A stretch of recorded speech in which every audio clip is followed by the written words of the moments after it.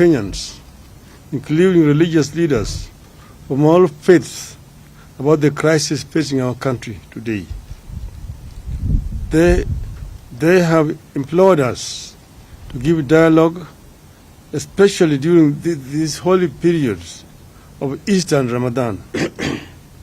It is in this context that we make this counter-offer to Hon. Ruto's call for dialogue. Mr. Ruto has asked me and Azimio to enter into a constitutional, open-ended and binding dialogue with this government to find a resolution to the issues that we in Azimio have raised about the last year's election and the key governance and cost of living issues facing our country. As Kenyans know, we disputed the 2022 election results declared by the then IBC chairman, Wafula Chebukati, and a minority of 2 commissioners, against the express decision of a majority of 4 commissioners to reject those results. To our consternation, the Supreme Court unfortunately agreed with the IBC. We refuse to accept the ruling of the Supreme Court as biased and lacking in proper jurisprudence.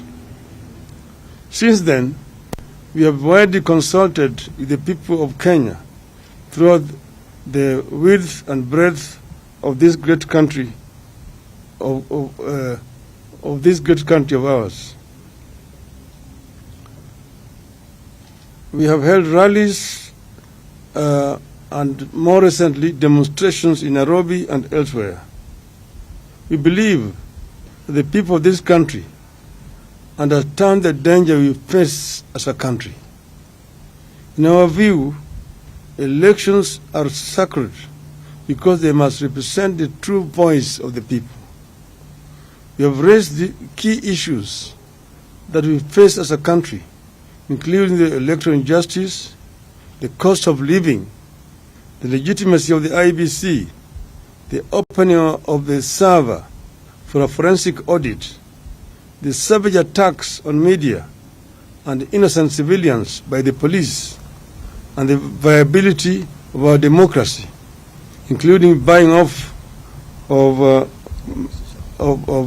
members of parliament.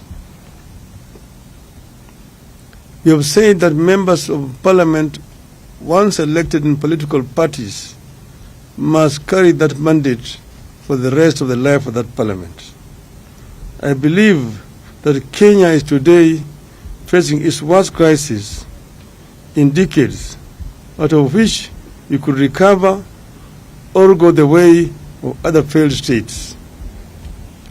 As leaders, it is our responsibility in Azimio,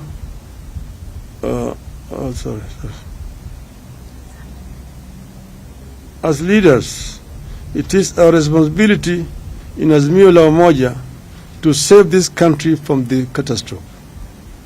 We as Azimio la Umoja have resolved the following. 1.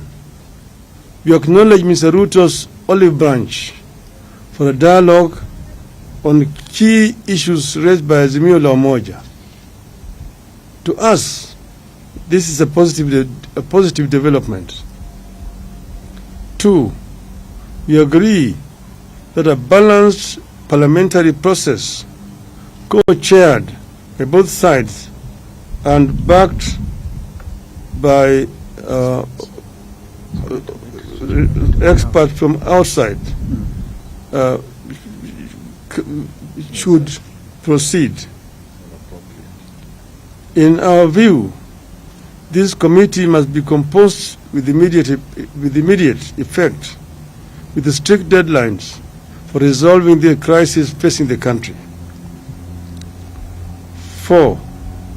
In accepting the call for the dialogue, we ask that all arrests and prosecutions related to our demonstrations be stopped with immediate effect. In view of the foregoing, we stand down our demonstrations for Monday, that is tomorrow, April 3rd, 2023. 6.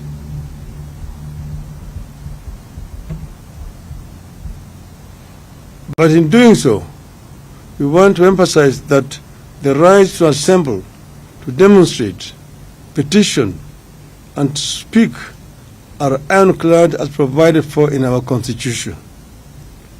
7. Therefore, we reserve our rights to call for demonstrations should this process not bear fruit.